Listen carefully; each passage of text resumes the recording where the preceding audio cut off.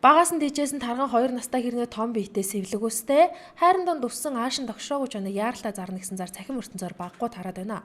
Энэхүү зарыг тавьсан залуу байгальтан давхаар нэг сүнэг чонуудаа тасдуулдаг юм гинлээ. Хоёрдугаард хүнд тассан болохоор хүмүүс рүү ойрхон байх гэдэг юм а.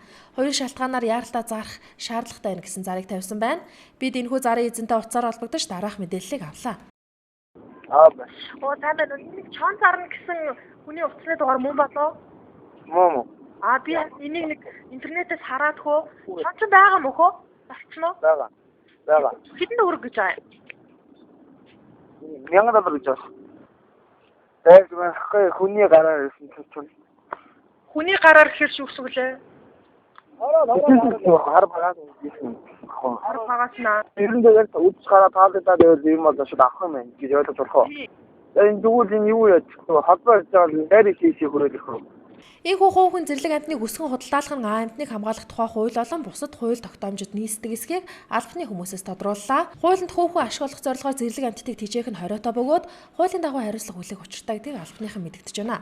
Амтны тухай хуулийг сайн уншаад үзэхдээ тэн дээр үл одоо зүүн зориултаар, циркийн зориултаар юм уу, хүн танин мэдхүүн зориултаар амтныг тэжээж болно. Эсвэл одоо ийм зүүн асуудлаар эрүүл мэндийн шинжилгээ судалгааны зориултаар тэжээж болно гэж байгаа.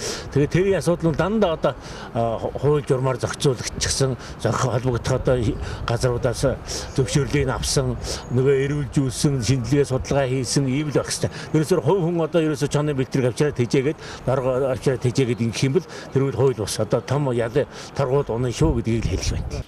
Ер нь бол амтныг бол судалгаа, шинжилгээ, тоо толгойг зохицуулах тэгээд эрүүл ах өөрөлдөл одоо бас нөгөө хүнд одоо янз бүрийн өвчин тараах юм голомттой амьтд байдаг шүү дээ. Энийний тоо толгойг зохицуулахаас бусад төрлөөр агнах барихыг зөвшөөрдөг юм байна.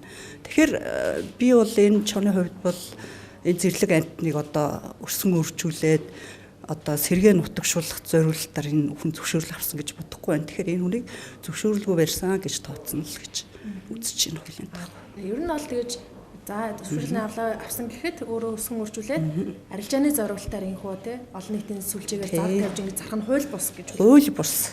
Ийхүү хуулиар зэрлэг амтныг тэжээж улмаар ашиг олох зорилгоор худалдаасан тохиолдолд хөтөлбөрийн хүсний доод хэмжээг 25 дахин нэмэгдүүлсэндээ тэнцүү мөнгөнд торгуул эсвэл 3 сар хүртэлх хугацаанд хорихлаар шийдэгдэг байна. Тухайн хуулиар бол зөвшөөрлгүйгээр одоо зэрлэг амтныг авчирч одоо тэжээсэн тэр чинь нэг амьдрах орчныг нь алдагдуулсан гэж үзэж байгаа шүү дээ. Эрхийн юу яасан? Эрхийн одоо зөрчсөн гэж үзвэл тэр юутай цалингийн одоо доод хэмжээний хэмжээг 25 дахин нэмэгдүүлснээр торгох. За тэгээ 3 сар баримтлах хүртэл тийм яд байгаа шүү дээ. Өөрчлөлийнхөө байдлаас л болдгийг.